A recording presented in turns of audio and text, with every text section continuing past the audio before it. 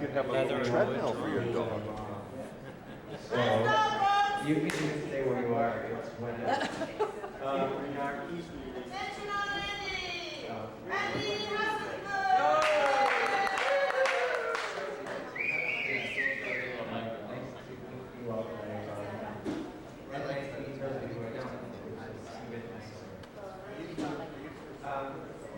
So I was asked to present on essentially using slash something digital and otherwise technology into how I would, or how one would use this to accompany classes, perhaps modern in particular. I unfortunately use a lot of the same stuff to accompany ballet, which is terrible. But since I'm not really a pianist and I work in school where I play ballet, that's what I do. So. I have to really think about everything I say.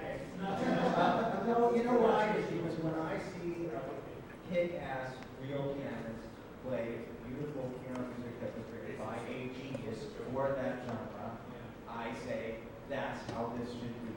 And then I play. Oh, well, yeah, that's true. You know, and then I play my fake. You know, this is my fake Arabian sound, and next is my fake bossa. You know, I don't think it's bad, but It's fun yeah. to percussion now and again. Oh yeah. Anyway, so I wrote those things down. So it's good for me. What do we have a time that we're going to kind of want to take this topic, or they'll just read it? You like? I've heard enough. Okay, we'll do that. Perfect.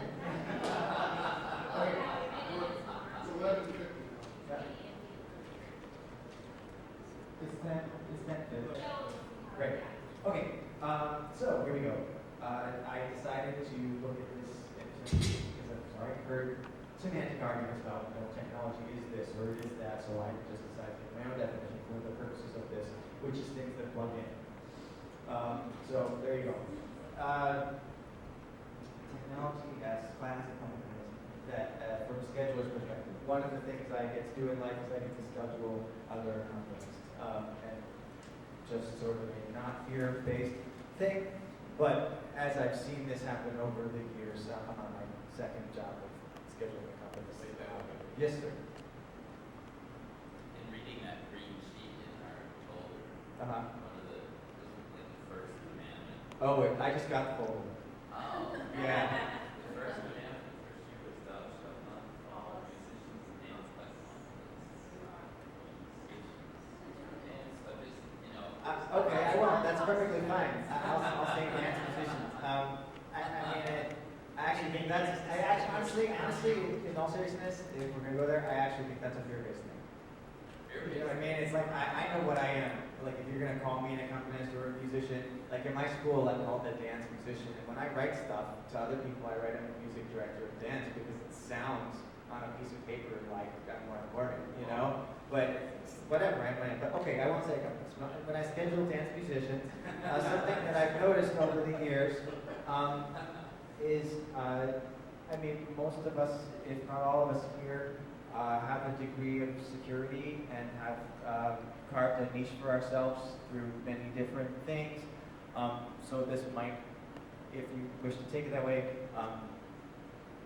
in terms of maybe people that you're training, but it's seeming to me that it's more ubiquitous, bringing different kinds of things that plug into class, and that a greater and greater percentage of those kinds of music classes are required now, and as a scheduler for dance musicians, I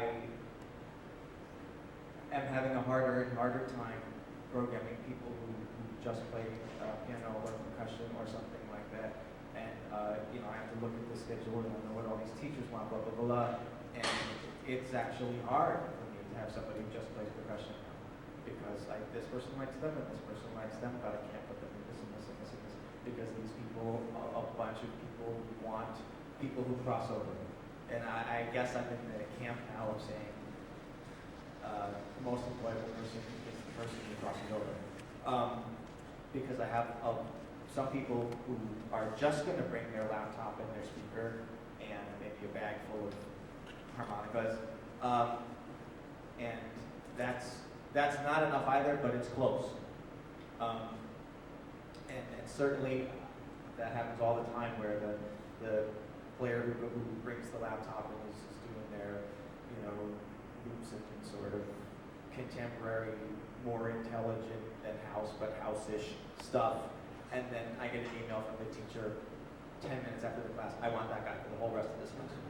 That happens to me all the time. So just as a way of thinking from that perspective, which I never had until I actually had to start making schedules of people, it's something that at least we should tell the people that we're training, in my opinion, not necessarily yours, that should be in their bag of tricks. Okay. So, yes, that's fine. And possibly, unfortunately, it seems as if the technique classes themselves are a much greater percentage of, amalgamated techniques, some of that teacher's own technique, or a technique that includes a lot of qigong or something where they want a great big ambient concert that follows the energy of the class but doesn't have much to do with many of the traditional forms that we would have learned, things like that. I'm not seeing as many organ classes or RAM classes or things where you would learn that discipline, things like that. Okay, so anyway, the technology ends up coming into all of that. Music for a half hour which matters. Check current versus movie. What is that? Oh, yes. So things like before, mostly I'm just going to talk about gear, but other people in this room honestly way out technology. And just something that I like to put out there, and probably all of you know this, but for a more general audience, is I feel like the people who are the real music technologists, these are people who write code, and that's been true for a while. Right now, this week actually, ICMC, which is International Computer Music Conference, which is in Sweden, maybe, they're having their featured style, not even one person, but style, is players who now write code in real time, which is being broadcast on a screen so you can see what they're writing as you're listening to the algorithmic compositions that are coming out. That's what I kind of think of as real music technology. I'm a guy who uses stuff that companies make, so there. And then also is somebody like John Tenches who, you could I think make a room of proximity sensors and then run that information through an algorithmic thing, and then put that with a tap feature so you could make it be in the tempo that you wanted and all magic stuff like that. And That takes about 5 minutes to set up. And this took me like an hour, so there you go. Yeah. Okay, then another thing before I play that I wanted to mention, because a lot of the players now who are bringing the electronics gear to class, but I haven't gotten into it yet. I feel actually that I have to because of fear. When I'm at the American Dance Festival in the summers, I'm actually afraid a lot. I see what these people are bringing in every year. Somebody brings something that's like, oh, I can't do that at all. And so there you go. But a lot of, at least several of the people that I know that are doing a lot of electronics in class are running Ableton Live. And you had mentioned there's another program that's even like the better version of that. Well, Max is just like really good. It's like together. Oh, okay. So it's called Max, and I don't even know it. So Ableton Live is, it's a laptop-based thing, and you can run loops, and you can create your own loops, and you can create your own libraries of possibilities and bring them in and manipulate them in real time. And it's a pretty amazing thing. I have one snippet of a guy named Adam Kroll, who's at Ball State, and this is him playing. It's a snippet from a class, and it said recorded in September in Audra Sokol's Advanced Modern class at Ball State. This clip has a loop that I made in a dance class in 2010 and then saved 3 MIDI drum kit tracks, a MIDI string instrument, and me playing harmonica live. You can tell us through some processors. This is all in real time in Ableton Live. The MIDI drum tracks were improvised listening to headphones while the teacher taught the combination.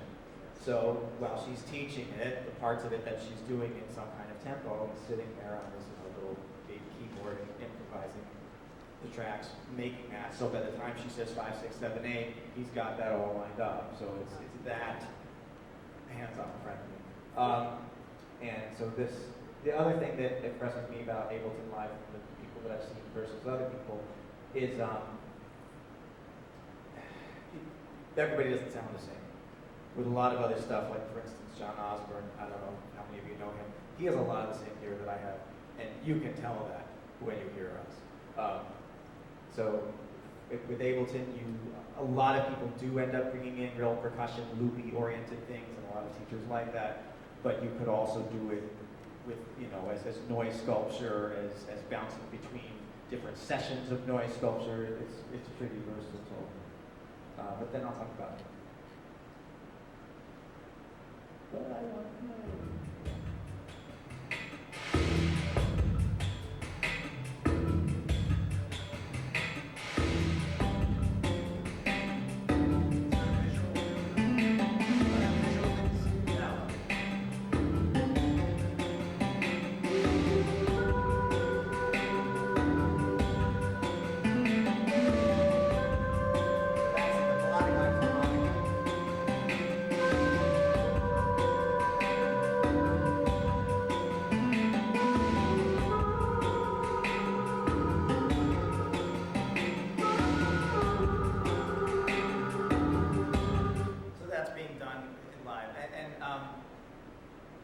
The plugins now for that program are also amazing. Things that Aphex Twin did 10, 15 years ago. Now that's a plugin that you get for $1, and you could run any sample through. You can just run a sample of you going and hit this plugin, and it's like this glitch fest of electronica and other things like that. With this, and certainly with the loop pedal, I have like an entry-level loop pedal, and many other things. The harmonic capabilities are more limited still. You're definitely still talking about something where you're running loops. On Ableton, you can globally transpose one track at a time, which you can't globally yet. I'm sure that 5 years out there, you can't globally transpose your whole thing, so you can't run it through a chord progression, like hooked up to a MIDI thing that way yet. So Well, as long as you picked all chords that actually work in track. Oh yeah, no, yeah, right, yes. I mean, you can say stay diatonic, and when I'm dealing with things like loops, not with Ableton, but same difference. I find that if I'm controlling the bass loops, the root function, you can manipulate what the chord progression feels like it is a lot more than if you're manipulating the melodic functions. Because the root movement, if all this stuff is diatonic, you could have like Steve Reich Mania up here, and if you're controlling the root movement and doing mostly diatonic or maybe some sort of influential harmonic tones down here, you can influence that a lot more. But you're still stuck in a universe harmonically that versus somebody who plays theater organ is really really small. Okay, so then the second thing that I thought I'd mention, which has nothing to do with the first thing, is do you guys all do Freesound? Does everybody know what that is? Okay, great. Freesound.org, www.freesound.org. There are millions and millions of recordings on it that people with no time and really good microphones put on there. So if you want, if you're like, wow, I really want to, I'm making this site-specific piece and I want to go record the ocean and incorporate that sound, there's 400 people with $20,000 mics that already record the ocean, and it's free, and they put it up there for you. Now, you might feel that that's, and they're putting it up there for you. You're not plagiarizing it per se. Usually someone will say, please credit me with this or whatever. But anyway, freesound.org, toilets flushing, cats getting run over, fire engines, things you can imagine. I mean, if you want outer space sounds, if you just put in outer space, you'll find 20 million sounds that way. Any adjectives you put in, you can find that. So I decided to, so sometimes what I will do in a class, there's two ways I utilize this. One is just literally as an ambient background. So for instance, I just enter the search term bird song, and you can pretty quickly get good at looking at the waveforms and kind of knowing what that's going to sound like. So if it looks like it's kind of level, that's going to be about the same amount of volume. It's not going to interrupt your other things. But if I was looking for thunderstorm, I would look for something with a lot of this, because then I know that it's sort of a constantly rumbling thunderstorm. And that'd take you, a weekend to sort of get the gist of that. So for this one, I looked up bird song. The first one sounds pretty neat, and I could be doing this in real time during the class, during a warm-up part, or sometimes I'll leave this kind of thing on for half the class, and I'll play my exercises, and then the teacher can teach over top of that.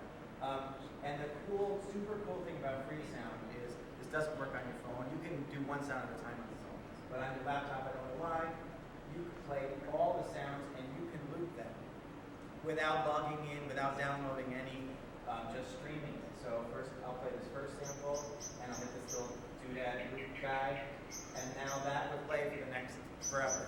And if I want to change up the texture, I could put on this one, and now I'm in my, and they're both loops, and now I'm in my canopy of birds. So if I wanted to, for instance, do some melodic stuff like that.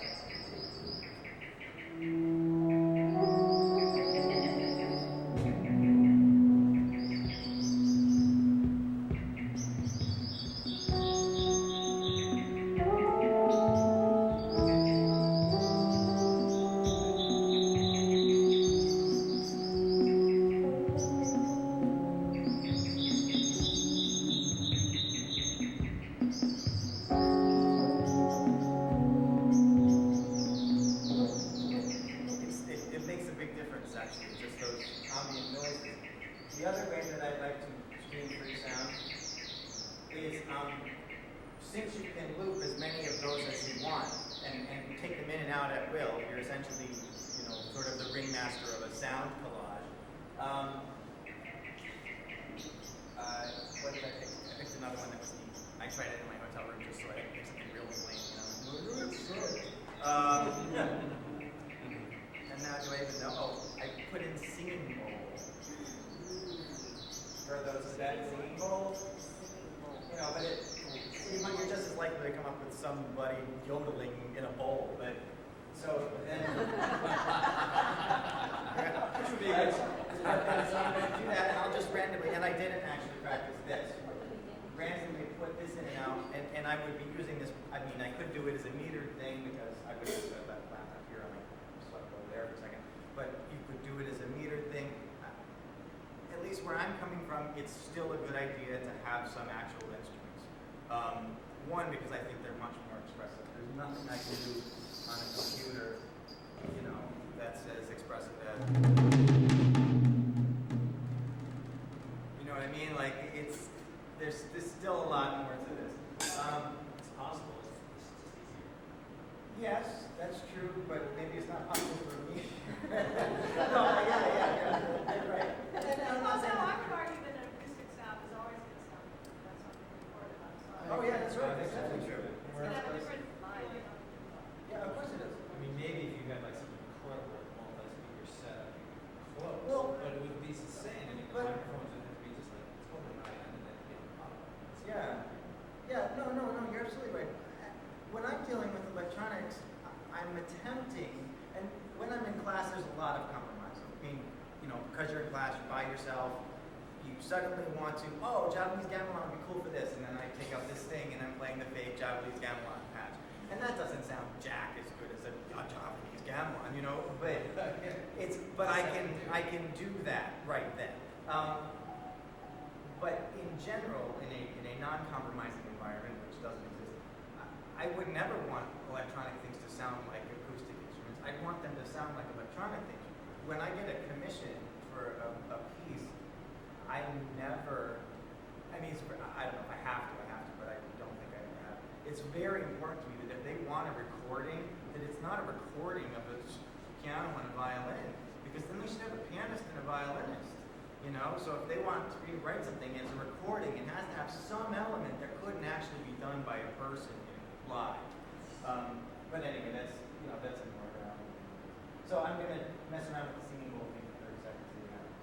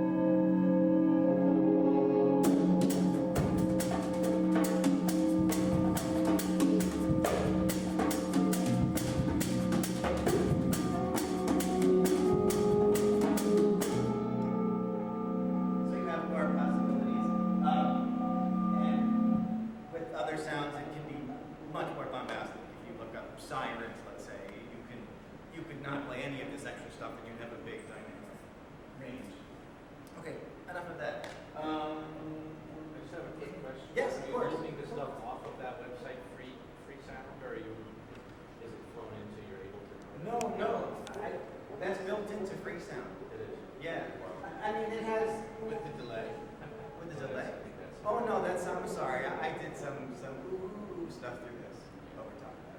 Yeah. Can we, I get a lot of 9 names. Okay. Let's imagine that they want to hear yawn. So they're out there demo. So you got like 30 seconds. Go ahead. That's right. You can just make something up that I play, not necessarily with that. Just Well, no, use that too. I just erased that. This web page is not there, but seriously, it's giving me that. That's why I had some acoustics. Yeah, no, that's true. Yeah. No, if you're dealing with somebody who wants real fast right now, and you definitely deal with that. People are like, high energy here, 5, 6, 7, 8. You know, I'm always playing.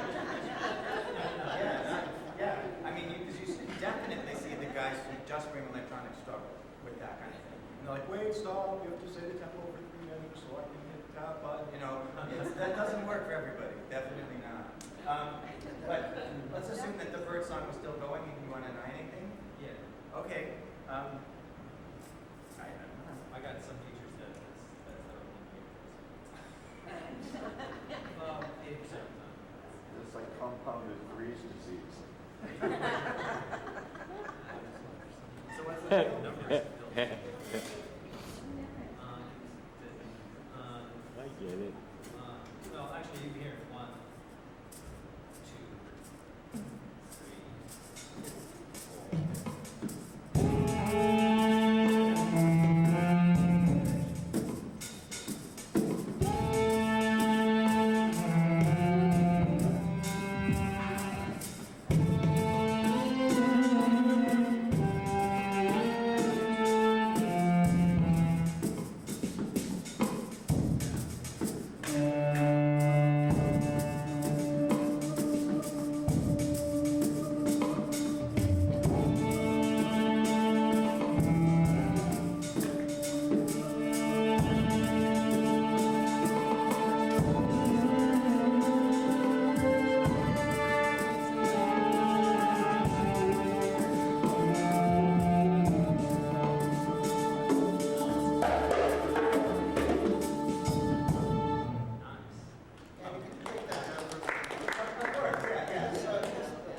Yeah, sure. So let's go one thing at a time.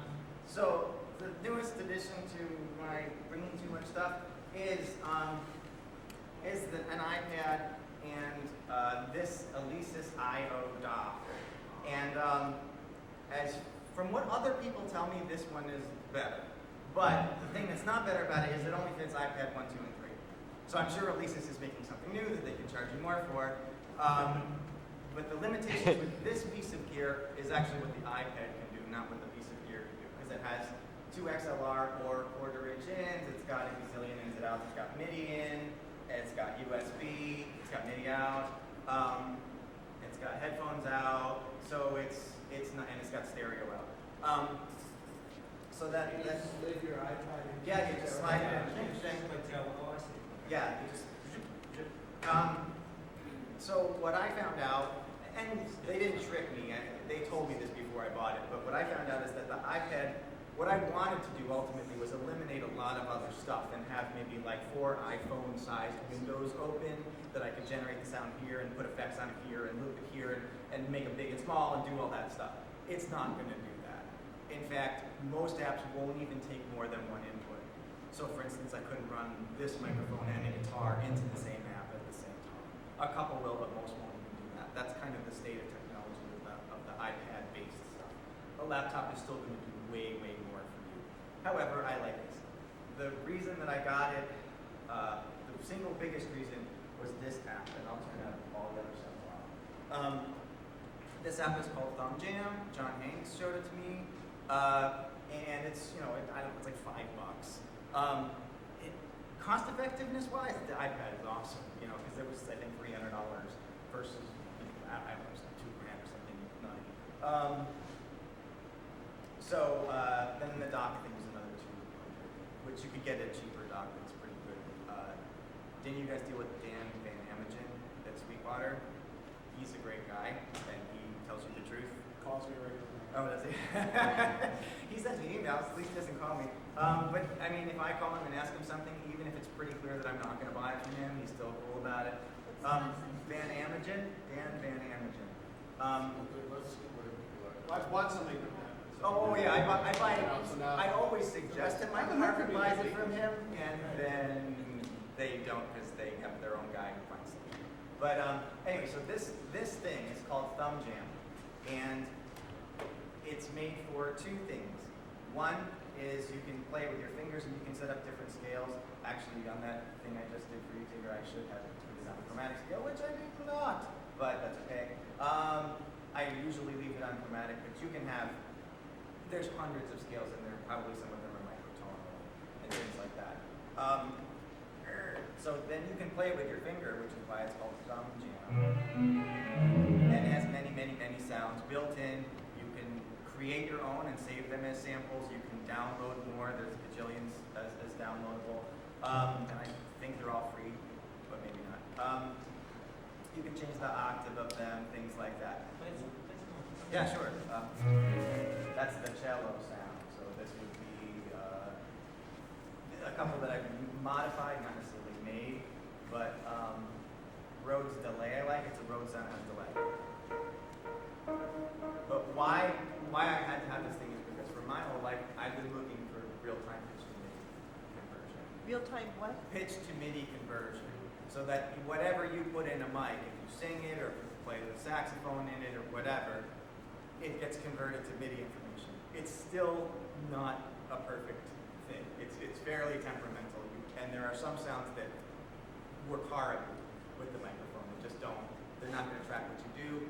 And then there are many sounds where I will layer my actual vocal track much quieter than the sound because I find that gives me about 10% more actual articulation, the rhythm, the way I really did it, and that kind of thing. But the fact that I can go into a ballet class and have the melody sound like flute, and then have the melody sound like organ, and then have the melody sound like mostly trumpet, and then have the melody sound like vocals, as opposed to, either my really bad piano playing or me singing, also really bad, is really useful. And I guess at this point, I would like to mention that I'm not a singer, and I know that many of us can, or all of us, I shouldn't say that way, all of us can at least carry a tune. This mic I use is the SM10. It's sort of the industry standard Joe Blow, Madonna Material Grow mic. And it's great, and it rejects, it's harder to make it feedback than other mics because it really rejects a lot, only what point this will do that at, and only if it's very close. So my point is that this is a pretty easy thing for people to start incorporating if they so desire. I have a different one, but I'm using this now. I like it better because it doesn't feed back as much. Like yesterday, I was feeding back. Sorry, but on the spot like that, it's less troublesome. So I got into it. I've never been a singer. I got into it because I felt I could not carry less stuff, but I could do more of this. I think once upon a time I did get into it because I could carry less stuff, and then I cursed myself. But so I got into this for pitch to MIDI conversion. So you can sing something.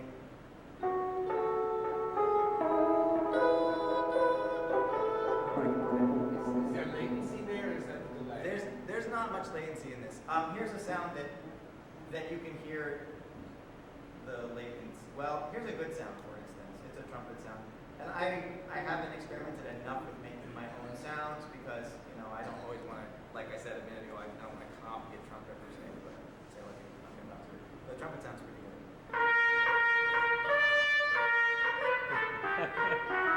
I kept forgetting to change the scale. I'm so sorry. You can lock it so that it doesn't. And I'm sorry, we're still in Thumb Jam? Yes, this is still Thumb Jam, totally. You can lock it so that it won't change the scale.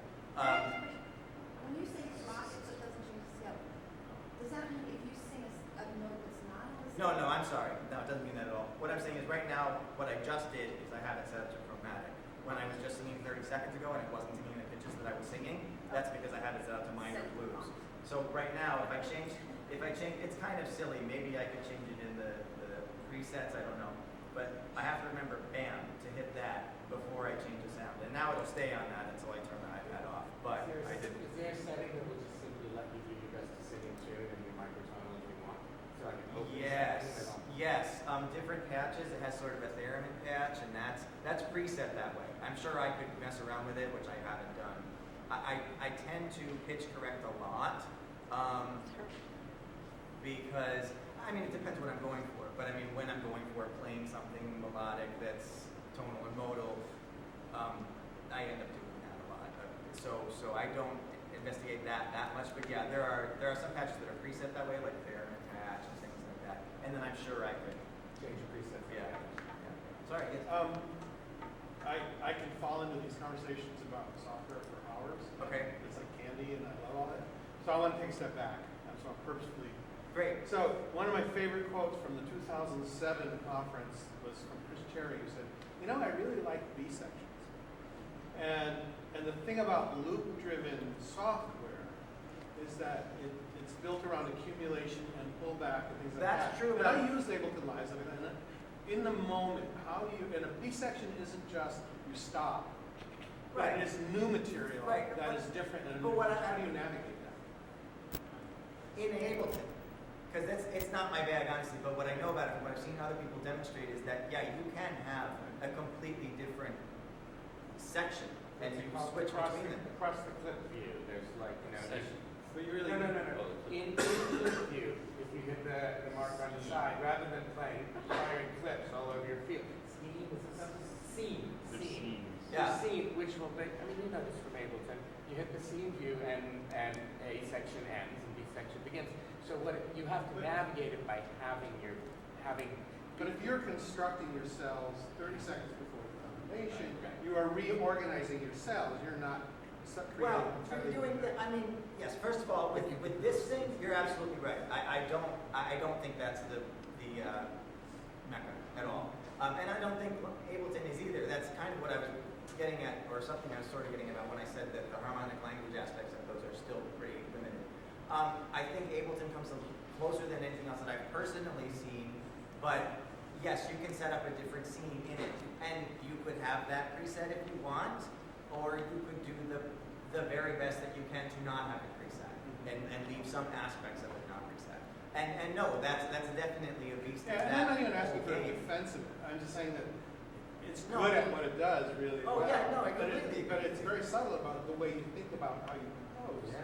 Is it really kind of drives that because it's so good at accumulation and the looping and building and building and building up. No, that's definitely true, and that's probably another reason why I use some real instruments. And I'm not fast when I try to use it in the classroom, I'm just not fast, so I usually use presets. So what I do is turn it off and just go to the acoustic instrument for my B section. Right. So, No, and that's another thing that I do that a lot. Yeah, if I'm actually using a loop and I want to go to a different section or a different harmony, I'll stop and do that.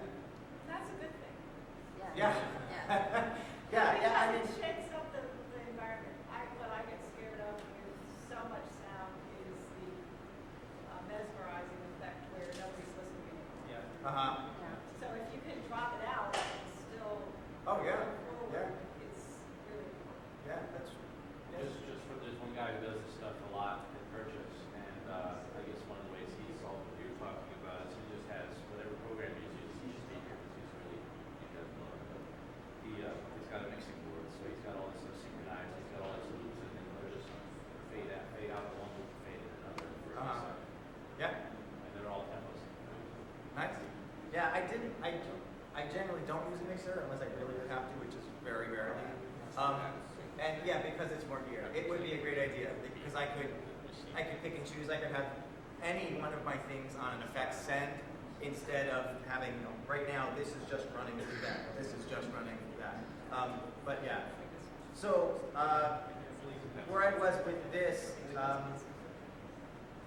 is I'm taking a dry signal out of this and running it into that, so it's in addition to my other things. Other stuff that's on the iPad, just since we were getting into, does anybody have any other questions about Thumb Jam, or just it exists, you can sing through it, or play another instrument through it, and it's awesome. Okay. as another one that I use is called Voice Jam, and again, you could run anything through this. It doesn't have to be your voice. This is made by TC Helicon, which is the same people that make this pedal. It's a looper.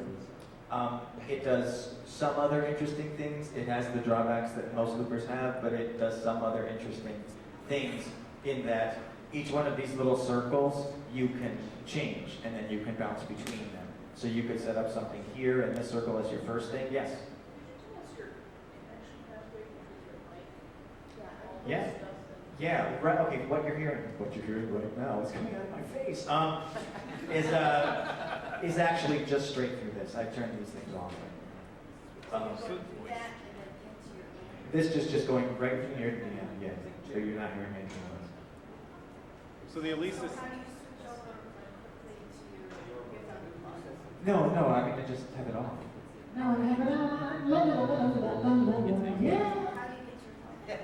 Okay, the mic is plugged into the Helicon, but I have a dry signal coming out of that hits into that. Yeah.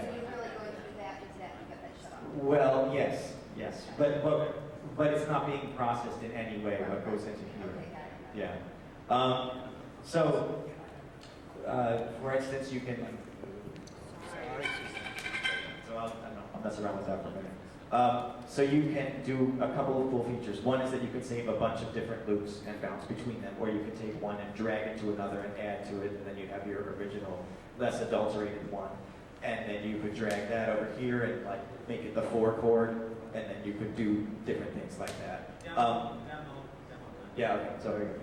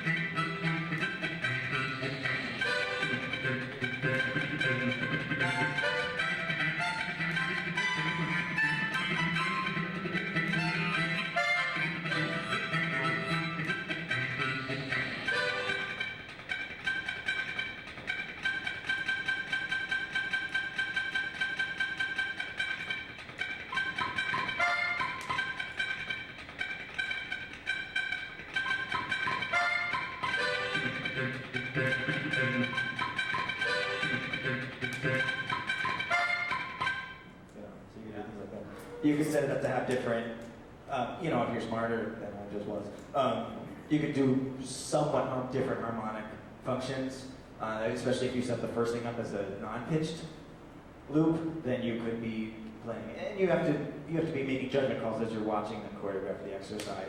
Is this the right thing to use at this time? Because if it's going to be a long thing and it's going to work with a just simple then it's going to be across the floor forever, then you could have that as your primary thing, and then you could take the time to create all the different loops, and then you could be messing with them, and that's a 5-6 minute thing. It's a better idea than if that's going to be for like time dues that are going to be over 15 seconds.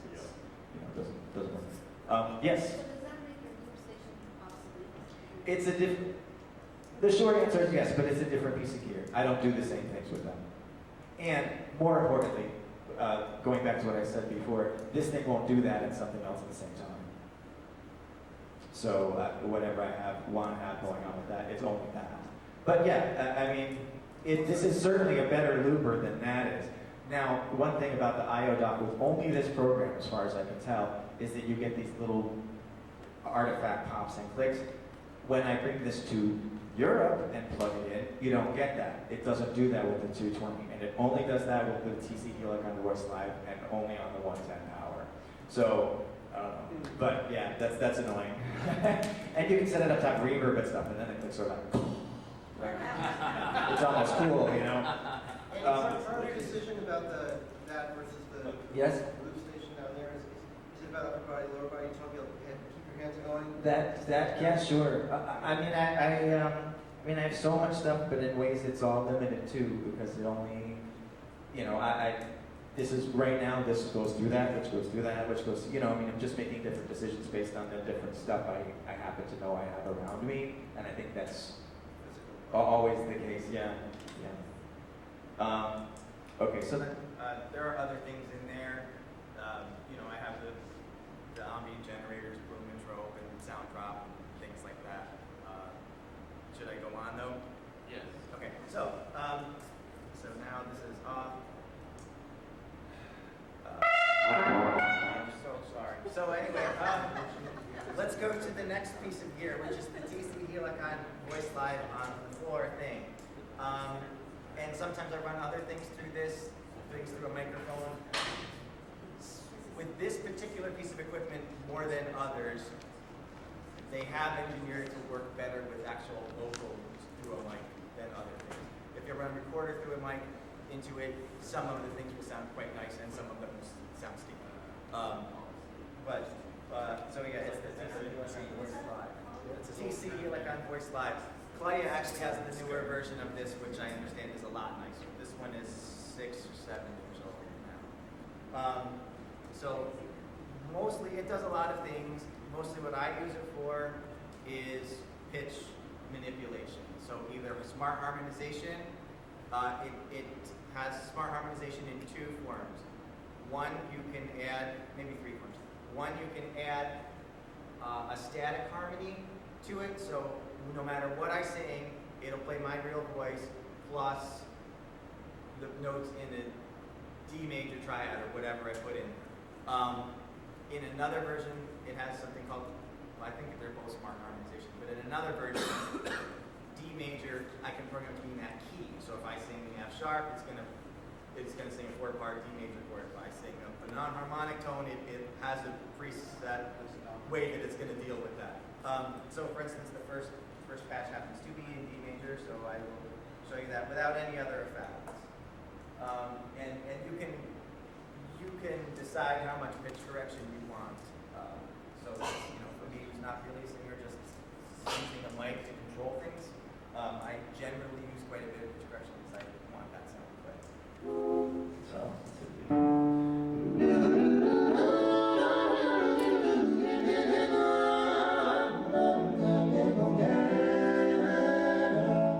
So let's say I'm going to hit the dry tone.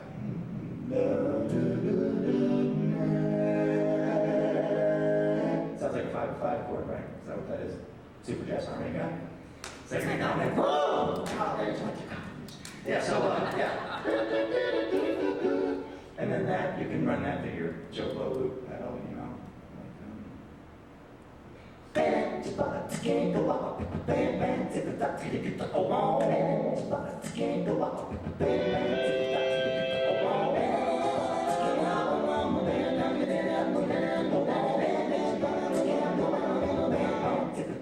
So then I can play bass through this, which is one of my favorite things.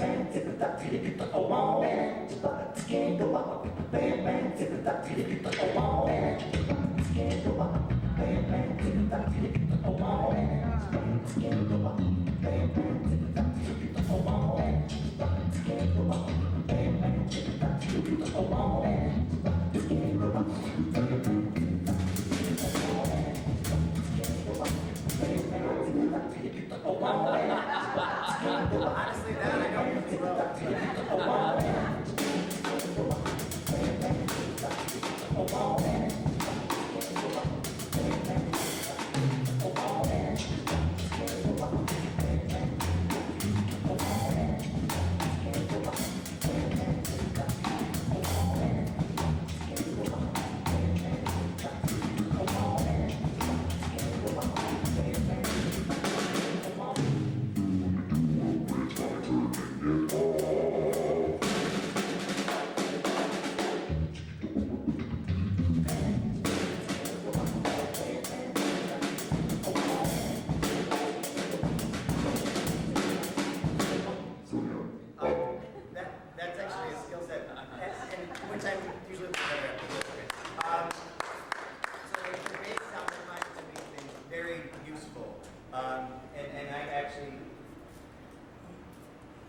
do it well, you discover that, you know, certain things are or aren't going to sound too messy and dense.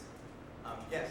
Does it help you to do airbase while you're doing Yeah, it? usually. If I'm not doing something else, I'm always doing airbase. Okay. I mean, just, you know, No, even at it's- Starbucks, yeah. that was my favorite thing. Because I can't play bass at all either, Yeah. you know, so it's like when I But I can play play guy bass was like myself, playing yeah. bass, but yeah.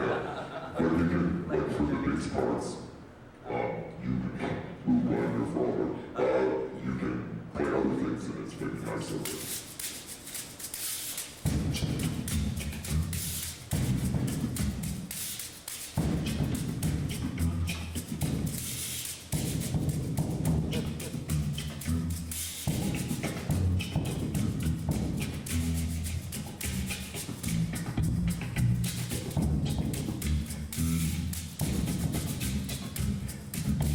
Now I can add this to it, right? So that it's very different.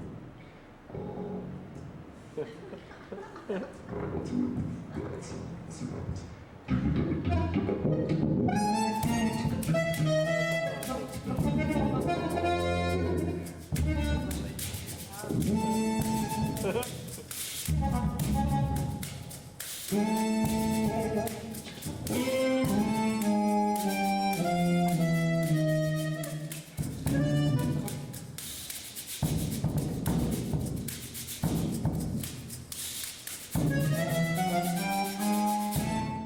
And so that's a sound with pretty bad latency, right?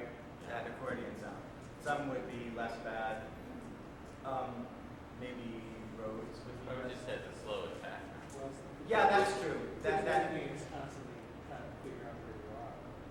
So it's sliding. yeah. If you got another person you're running into another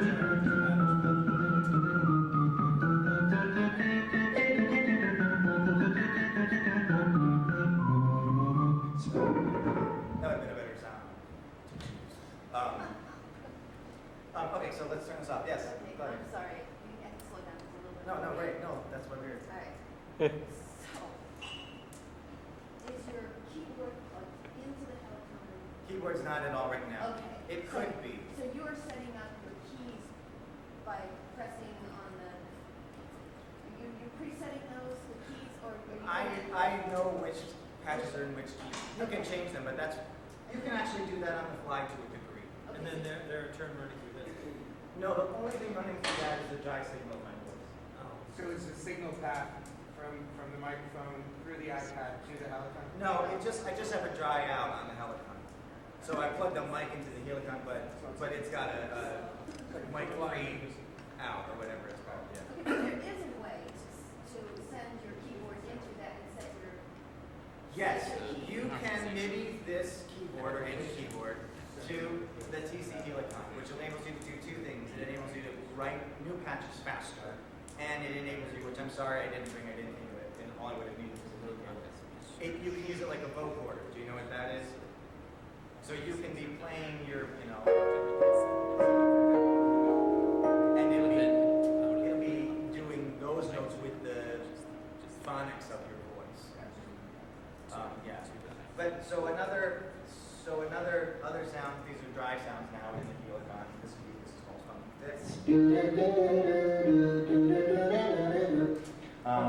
this is a nice one. It's called Robo Dom 7. I don't know why it's called Dom 7. It doesn't make sense, but it's maybe 2 octaves displaced upward and super squished in terms of pitch correction, so it doesn't sound like a person at all.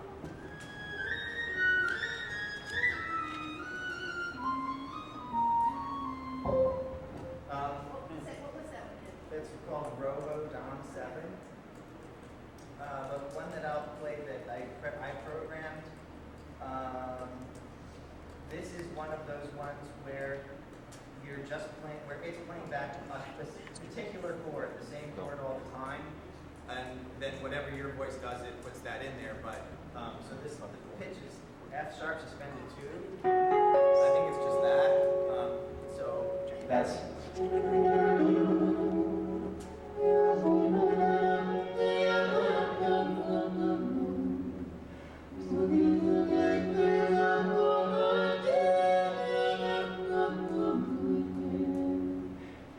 That one happens to be nice to do over like that or something.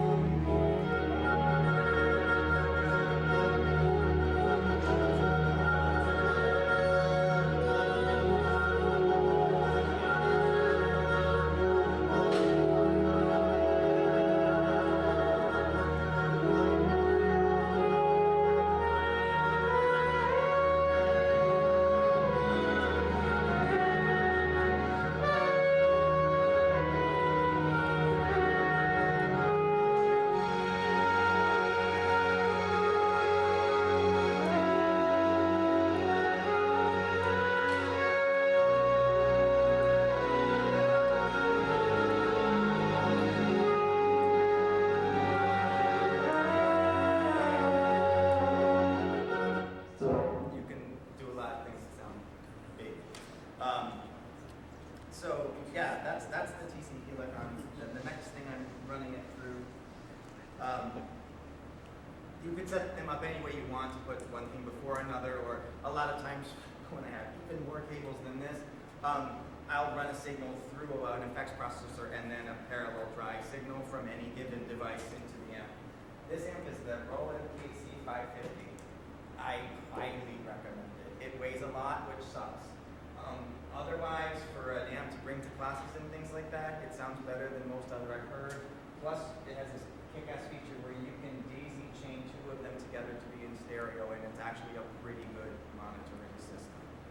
It has it's called Stereo Link, and I use it for our black box concerts, and it sounds better than the other sound systems, which are in good shape that we have. Unless you have a system with like a dedicated subwoofer, I actually think two of these daisy chain sounds better.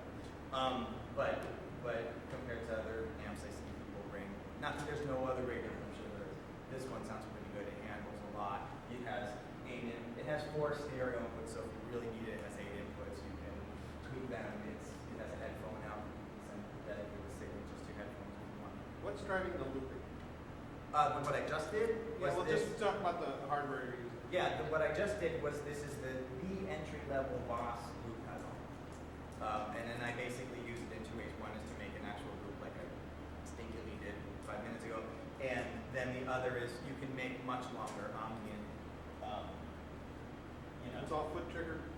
Yeah, and then this one is the same company, Boss makes a much nicer expanded version of this where you can have some loops and choose more. This one, you can unwrite the one you just made and that's all you can do. But it's really, I find it very useful for creating like a longer ambient thing because then it doesn't sound like this so much. So if you've got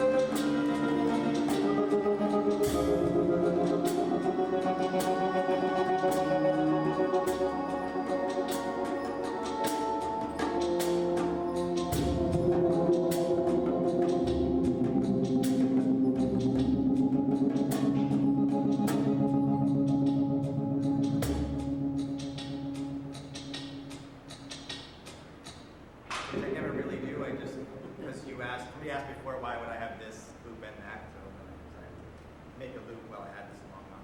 Yeah.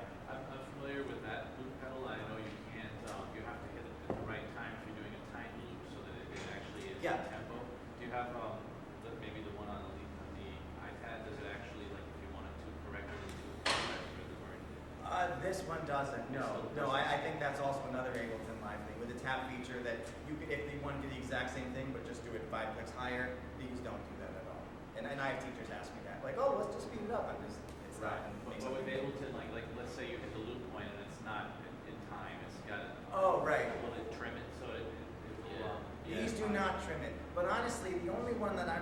ever feel like I have to nail or it sucks is the first one.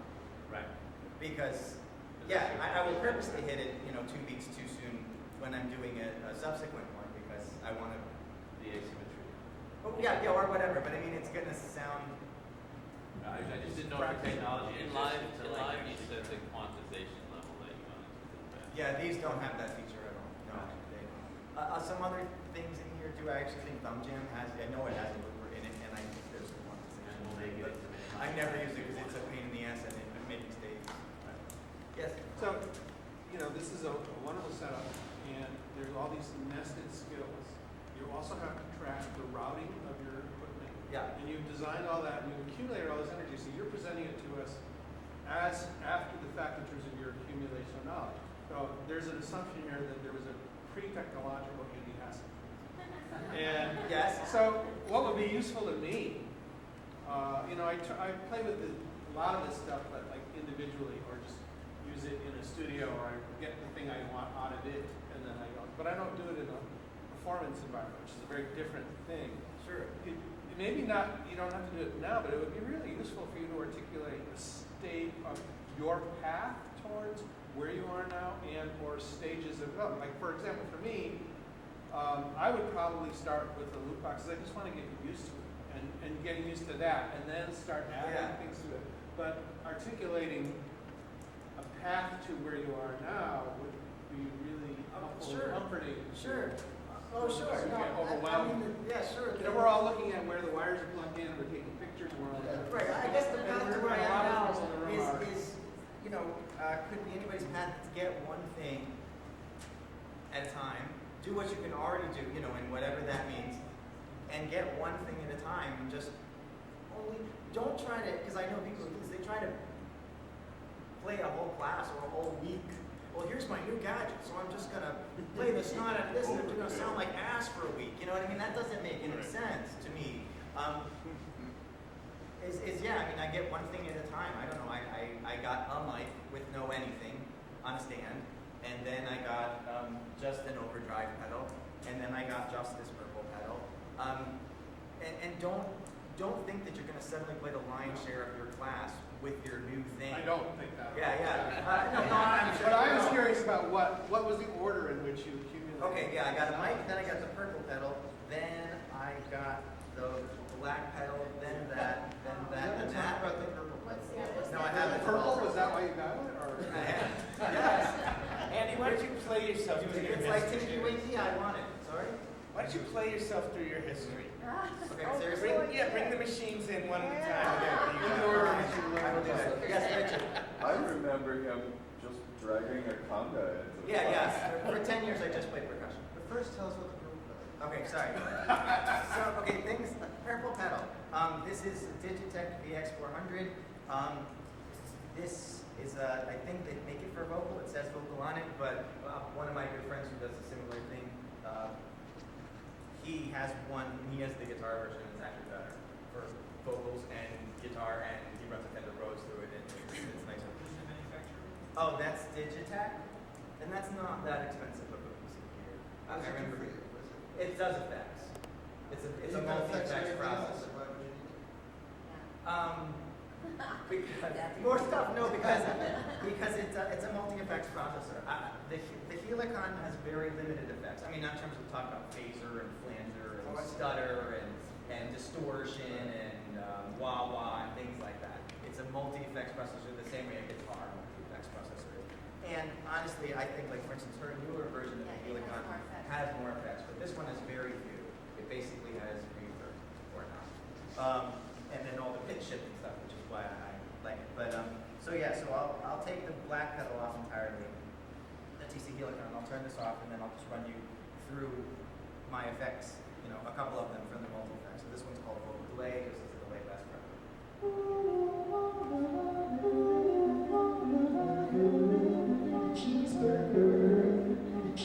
It's called Grunge, it also bounces it down because I made it do that.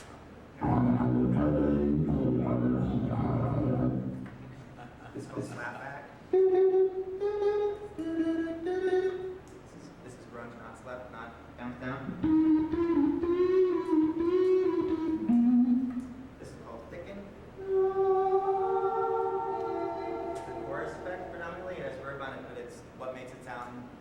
got it because it's a chorus effect. Minor third. Which I programmed before I got the other thing. But it's super cool if you run this one, funky fifths through minor third. First it's off. It's off. Turn it on.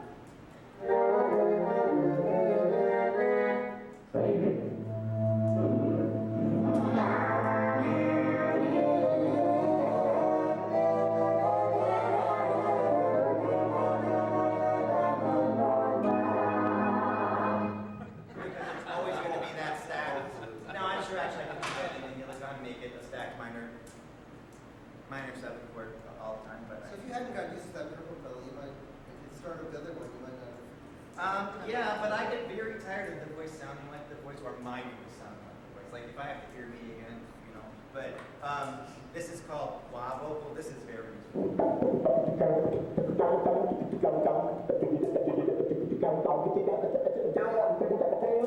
Which is, if you put a more effective thing through it to begin with, it sounds great. How many clicks you get? Oh, sorry. Okay, so this I think just bounces this up. Maybe you're not going to. Because I have to.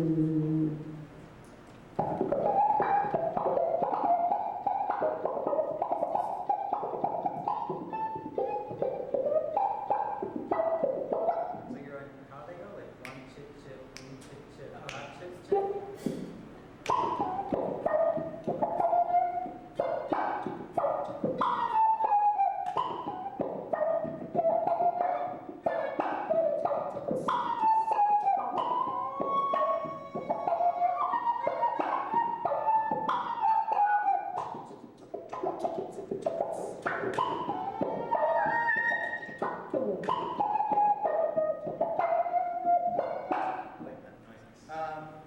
So this is Sparto.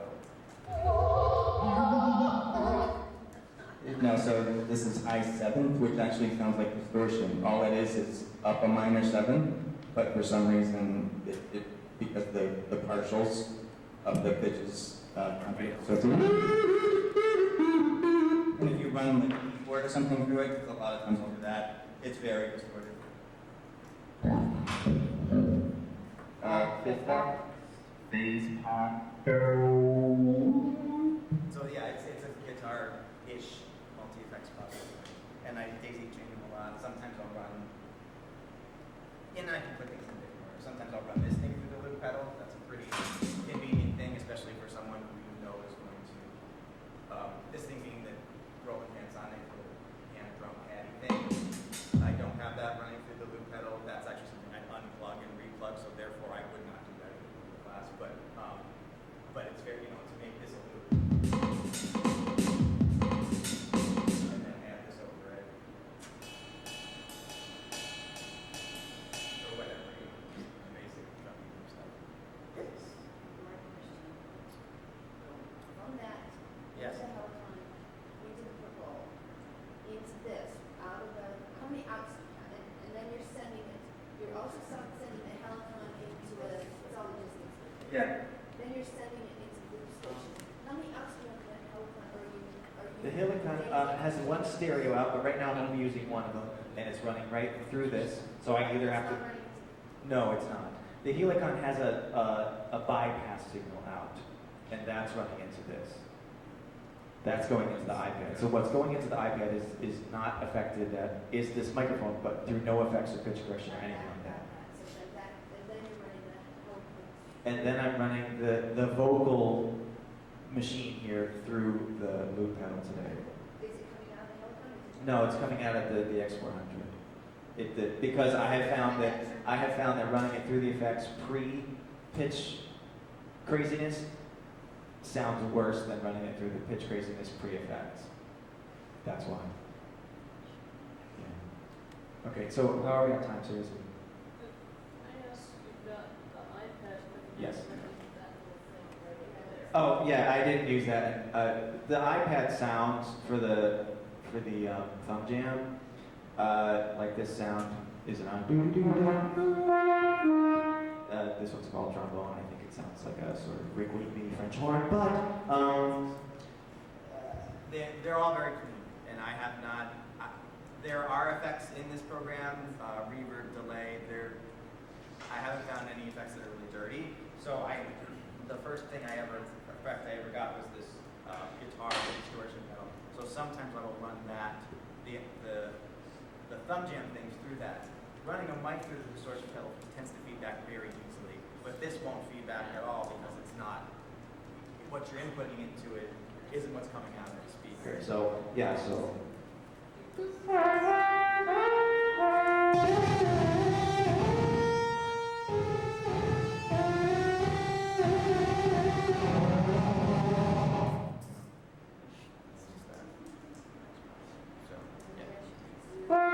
Yes, okay. So, right now I only have this through the purple pedal. This is the Kazooka. It's just a kazoo with a little mic in it. So this sound is called Alvin is the name of the sound because I based it on the chipmunk voice that's built into this thing. So sorry. So if I sing, that was awful. Anyway, now I'll just play the kazoo thing.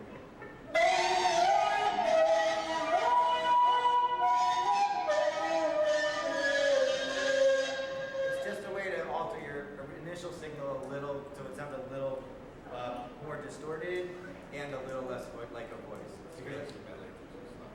Yeah.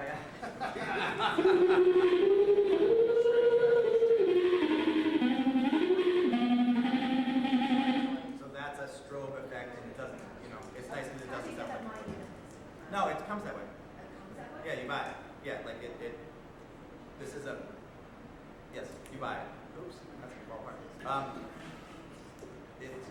It's made for the kazoo, and it fits this one, which is like the Joe Bob $2 Honer kazoo. Yeah. And I think it's marketed under the name Kazooka on the internet. Best to show it. Yeah. So really, how are we on time? Should we stop and do more things? What? I'm sorry I didn't accommodate you This question. with your etymology. You got a lot of it in. It would have been fun when we guys. Next time I'll do that though. I'll just present it that way. I'll be like, no one say anything. Yes, what? Oh no, I guess we don't really have time to talk about this, but have you, the musicians who come to you who are new to dance, want to use this technology and that's their strength, how do you navigate teaching them what we already know? Well, I certainly encourage them to use the technology if they want to use it. I suppose that depends how advanced they are. Let's say for argument they're not advanced, because that really applies to your question. If they are more advanced, they already know a lot of stuff. I encourage them to use technology if they want, but I'm dealing on usually more of a basic level. One is I don't want to put it this way, but I don't want you if you're not a good musician already. If your time is not good, this is not the place to build that skill set. If you don't have any command over at least one and hopefully 2 or 3 instruments, this is not the place to build that skill set. And I get a lot of people from, nothing against my music department. I'm grateful that they are interested in having their people come to me at all. But it's not, the music department at my school is okay. So there's, if they're coming to me as juniors or seniors, then they can play, kind of. But if they're coming to me as freshmen or sophomores because they're really excited about it and they want to jam with dancers, and then they sit down and they can't actually play their instrument, that's bad. So getting past that point, the word that I use to teaching, and it's not technological or not. I encourage them to use everything, every darn thing that there is, and watch other, and go see modern dance. But the word that I use, the one I think is the biggest help is the word style. Because they come in, and style meaning genre, because they come in and they think, well, I'm playing in 3/4 on the djembe, and the next exercise I'm playing in 4/4 on the djembe, so that's really different. But the dancers don't hear that as any different at all. What they hear as different is, this thing sounds like it's, a bossa. This thing sounds like it's heavy metal. This thing sounds like it's really weird and spacey. This thing sounds like it's a cartoon from the 20s. That's what sounds different. And so when I put that to students, that's really what you want to go for, even if they're just playing, let's say that they're playing, you know, a snare drum and a couple of congas and bells on their feet. When I put it to them that way, you know, okay, so you want to play this group of instruments, awesome, but you need to have the first thing sound like it's John Philip Sousa, and the second thing sound like it's Jobim, and the third thing sound like it's ABBA. Then suddenly they sound different without adding more stuff. The stuff is just stuff I accumulated along the way, and then I feel I see other people doing it, and I see teachers now wanting that. And unfortunately, that's something that you get.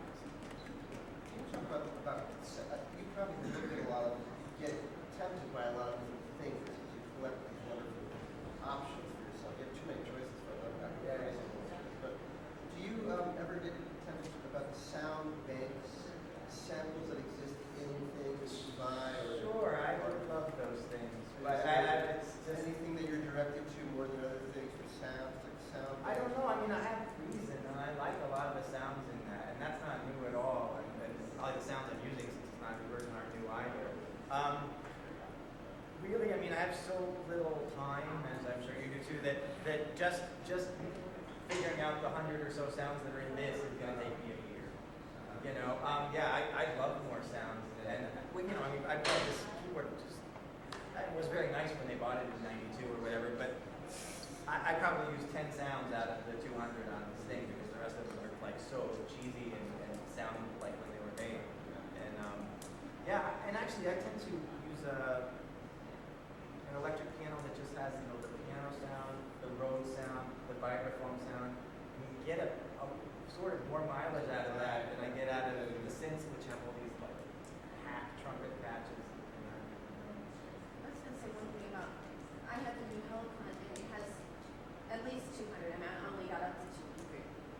But the fact that you have those two, there's just, logistically, it's, I mean, okay, number 219 is this, you know, just to remember it all, I mean, it was overwhelming to me. And the fact that you have two, you have fewer numbers to remember, and it does sound a little different. So Yeah, and you there can- is an advantage to having a little less technology. I mean, after about 165, I was like, okay, this is starting to all sound alike to me, and I can't remember which is which. So there is some advantage of having a couple of different. Oh yeah, and I mean it's easier for me to plus just compartmentalize it. Yeah. If I want to mess with pitch, it's the one on the left. If I want to make it sound different, it's the one on the right. And yeah, and no, and especially for again, your pedal has more effects, but you know the different effects. There's maybe 8 or 10 that you can then combine in somewhat unlimited ways in here. So then it's nicer. And pieces of gear have a limit. You know what I mean? So the limit is always getting higher, but if you have 2 pieces of gear, that's more combinations. Yes. You've said a couple of times, and I think with maybe a sense of regret, that this is coming from the teachers. The teachers want Okay. the technology, and I wonder if you could say a little bit more about that. Like, what is it from the teachers that you think is attracting them to these kinds of sounds? They like the sound. They like it as music. They like it. And they also feel flashier and feel like they're more current. Depends on who the teacher is and what level they are in their teaching. And their understanding their role in teaching. A lot of them, I mean, obviously some of them just really are sick of piano and drums. So it just depends on the teacher why they're asking for that. Well, I guess I also wonder if is there any substance to that desire? And if there is no substance to it, then why not resist it? Oh. And on The the other hand, substance to it is- is there any? But maybe there is. Okay, so the substance to it, I mean, I don't incorporate for my own personal creativity. I'm not incorporating this just because the teacher wants it. No, I didn't mean to imply that. I did mean to imply that in terms of me as a middle management person. I am dealing with these people's requests, and I don't know, I guess I could get in their face and be like, you don't know what you want, I know what you want, but I'm not going to do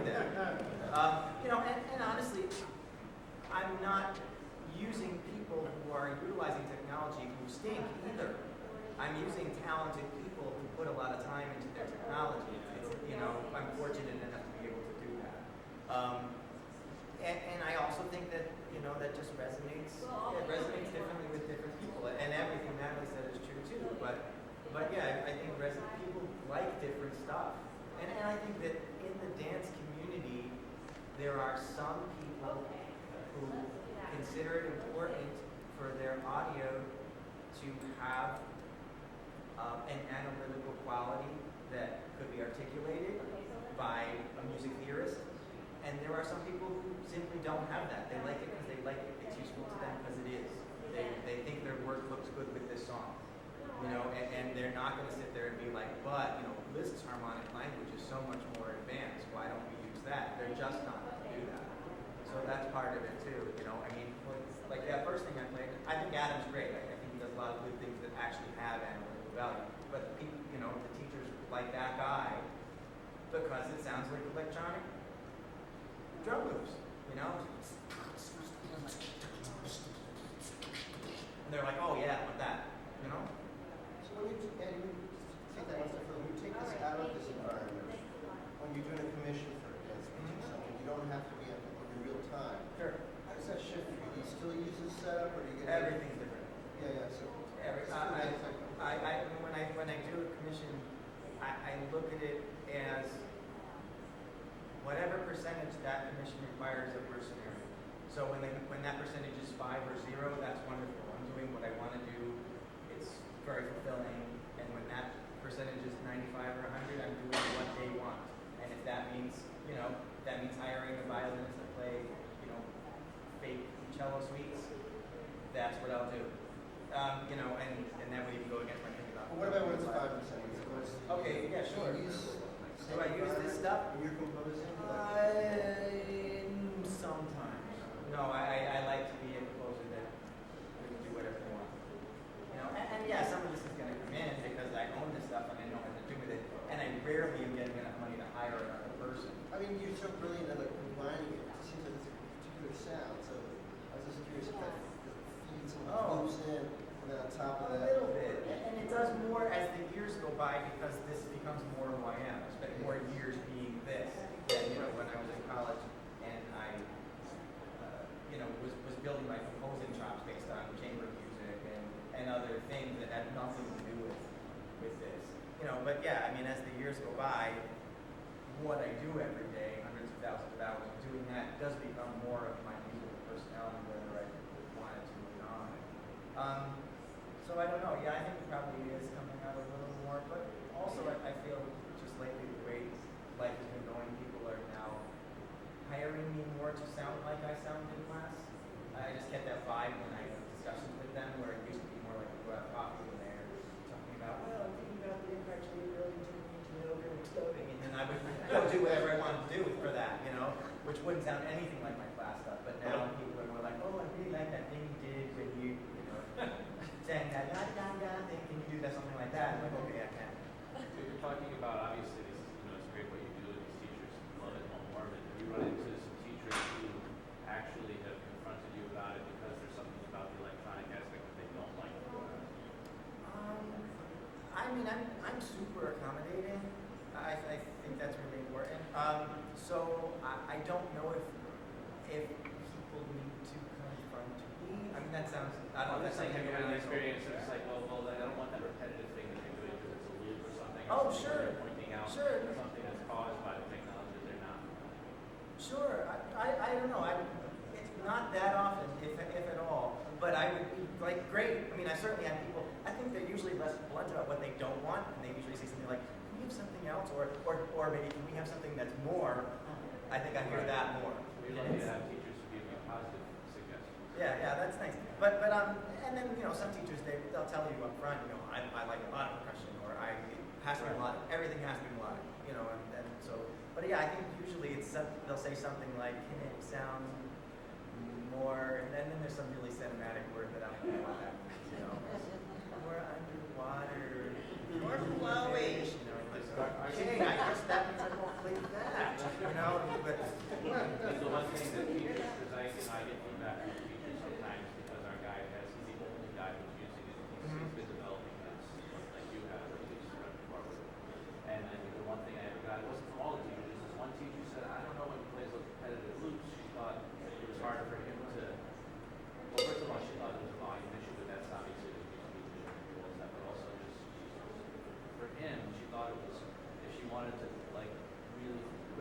slightly slower in the middle of an exercise, that it's really hard for him to change tempo on the fly. Right. Yeah. That stuff's and I certainly believe in, you know, as much as you possibly can. You're there to serve them and serve what they need and serve what the dancers need, and you're there to be a pedagogue without speaking.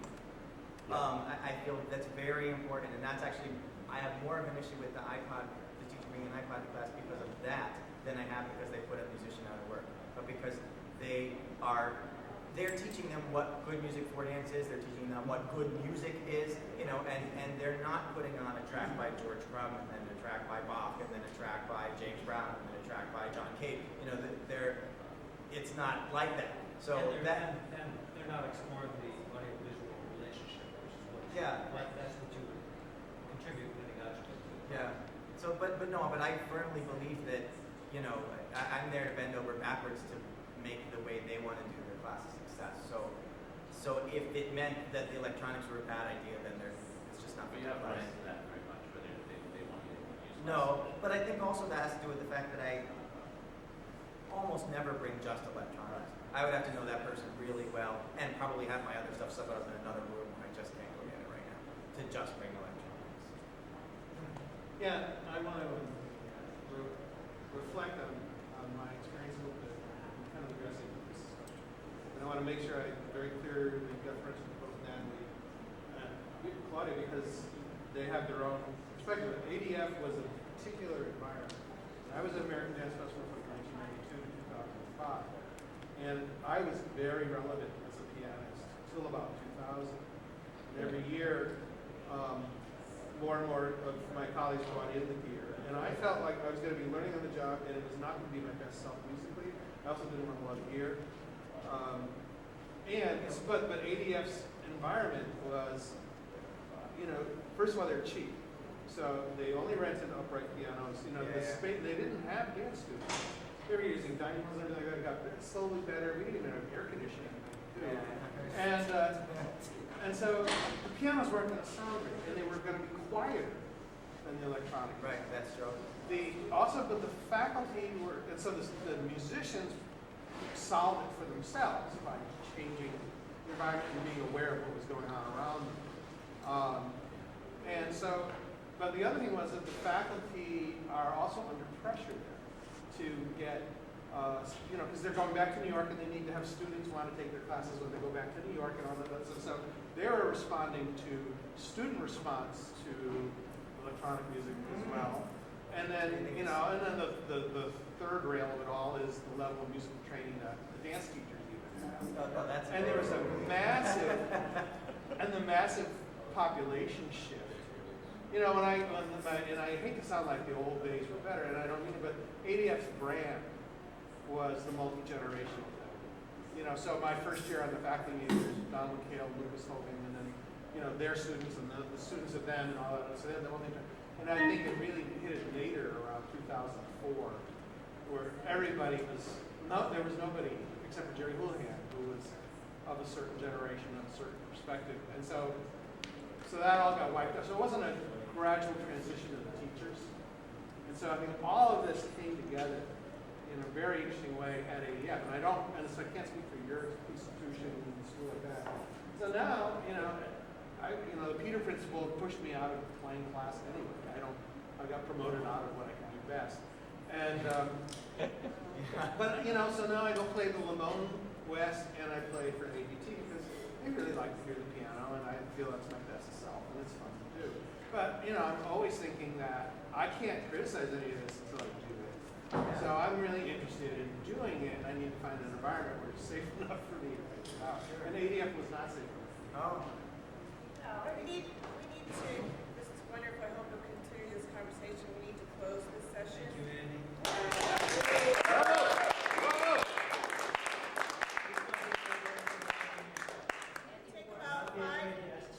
Take about 5 minutes and we'll reconvene back over the table and have our conversation. And lunch will be at 1 o'clock.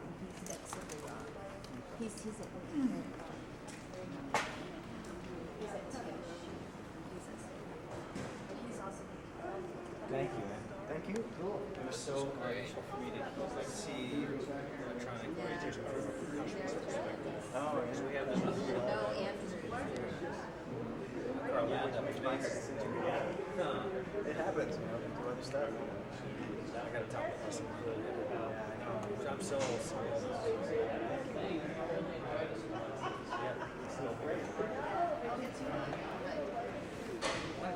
Alan, thank you for that comment. I wanted to say something that when I first came to ADF, I was acoustic mandolin voice, and on the first day I went, you know, the windows are open, there are 50 people in this class, and they're mowing